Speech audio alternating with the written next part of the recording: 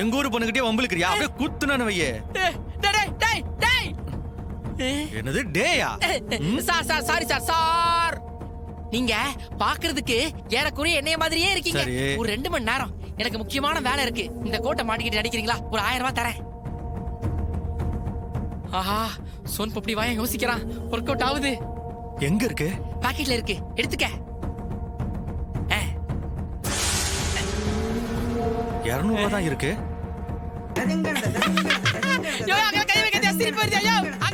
என்னையா வெறும் 200 ரூபாய் தான் இருக்கு? யோ, இப்போதைக்கு வச்சுக்கியா, போயிட்டு வந்து 800 ரூபாய் தரேன்.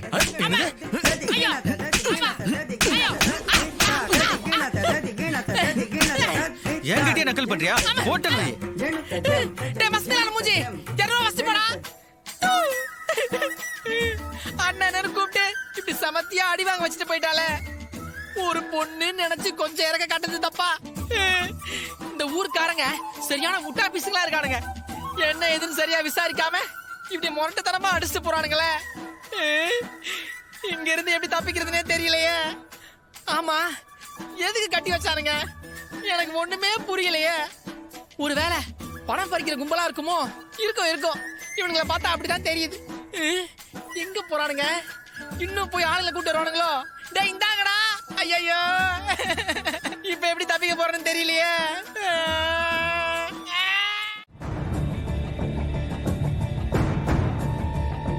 கார்த்திக் ஏன் இப்படி பண்றான்னு தெரியலையே பாட்டி.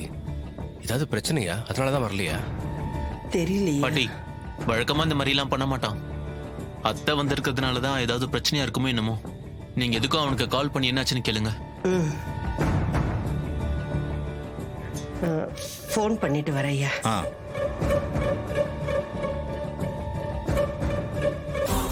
ஏன் அந்த டிரைவர் பையன் இன்னும் வராம இருக்கான்? ஒருவேளை அக்காக்கு எல்லாம் தெரிஞ்சிரும்னு சொல்லி ஏதாவது புதுசா பிளான் பண்றானா? அதான் வரலையா?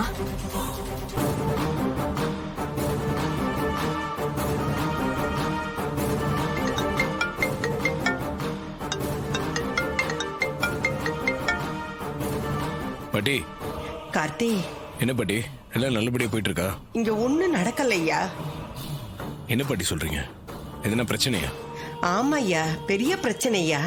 இங்க உன் அத்தைக்காரி வந்து உக்காந்துருக்கா. அவ கூடவே அவ தங்கச்சி வந்து உக்காந்துருக்கா. அரசாங்க அதிகாரிகளும் வந்து உக்காந்துருக்காங்க.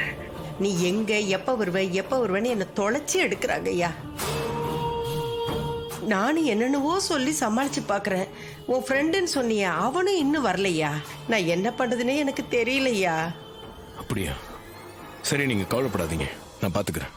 நான் திரும்ப கூப்பிடுறேன் பாட்டி. சரியா, சீக்கிரம் கூப்பிடியா.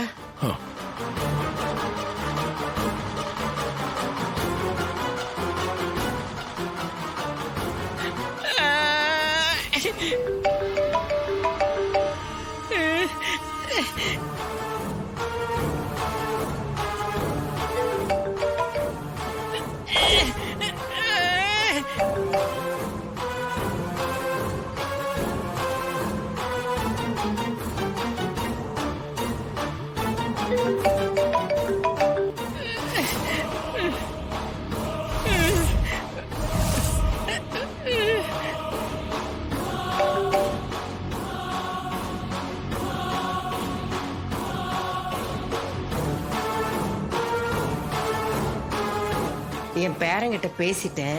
அவன் இன்னும் கொஞ்ச நேரத்துல வந்துடுறேன்னு சொன்னாயா. வந்துருவாயா? மா, நேத்தே உங்களுக்கு தகவல் சொல்லிட்டோம். உங்க பேரங்கிட்ட இந்த விஷயத்த சொல்லி சீக்கிரமா வர சொல்ல வேண்டியதானே? அவர் ஒருத்தருக்காக இவ்வளவு பேரை காக்க வைக்கிறது எந்த விதத்துல நியாயம்?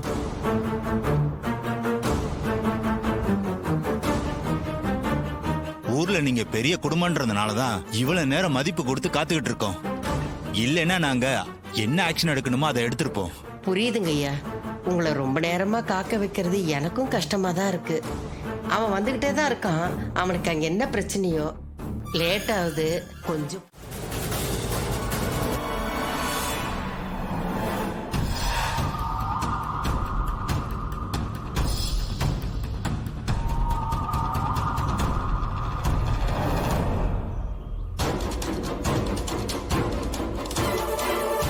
சந்திரா, வா கிளம்பலாம். இன்னும் எவ்வளவு நேரம் தான் அந்த லூசு பயலுக்காக வெயிட் பண்றது? தலைக்கு மேல வேலை இருக்கு. அதையெல்லாம் விட்டுட்டு அவனுக்காக உட்கார்ந்துகிட்டு இருக்கிறது ரொம்ப கடுப்பா இருக்கு. அக்கா கோவப்படாத. நீ இப்ப பொறுப்பான பதவியில இருக்க. ஊர்க்காரியன்னு வந்தா இந்த மாதிரி விஷயங்களை சகிச்சுதான் ஆகணும். அக்கா, கவர்மெண்ட் அதிகாரிங்க உன்னை மதிச்சு கூப்பிட்டுருக்காங்க. இருந்து பாத்துட்டு போலாம், அவசரப்படாதக்கா. என்னமோ நீ சொல்றதுனால இருக்கேன். விட்டா அக்கா ஓடிடுவா போல இருக்கே. இவளை புடிச்சு வைக்கிறதே பெரும்பாடா இருக்கும் போல இருக்கு.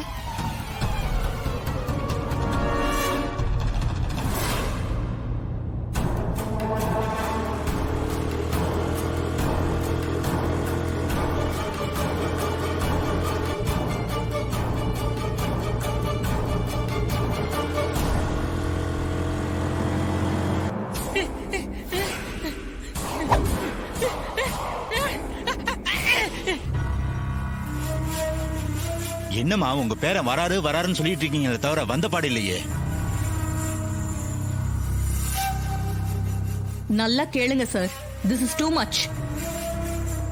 ஒருத்தருக்காக இன்னும் எவ்வளவு நேரம் தான் வெயிட் பண்றது? பேசாம நீங்களும் கிளம்புங்க, நானும் கிளம்புறேன். ஐயா ஐயா, அவன் கிளம்பி வந்துகிட்டே இருக்கா ஐயா. இன்னும் கொஞ்ச நேரத்துல வந்துருவான். இவ்வளவு நேரம் பார்த்தீங்க, இன்னும் கொஞ்ச நேரம் பொறுமையா இருங்களேன். ஆமா, இதேதான் சொல்லிட்டு இருப்பீங்களா?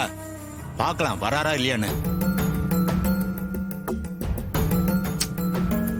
என்னால டாலரேட் பண்ணிக்கவே முடியல சந்திரா. அவெல்லாம் ஒரு ஆளு, அவனுக்காக இவ்வளவு நேரம் வெயிட் பண்ணணுமா? அக்கா, இன்னும் கொஞ்ச நேரத்துல வந்துருவான்னு கிழவி சொல்றால, கொஞ்சம் வெயிட் பண்ணி பாப்போமே. எனக்கு இதெல்லாம் கொஞ்சம் கூட பிடிக்கல சந்திரா.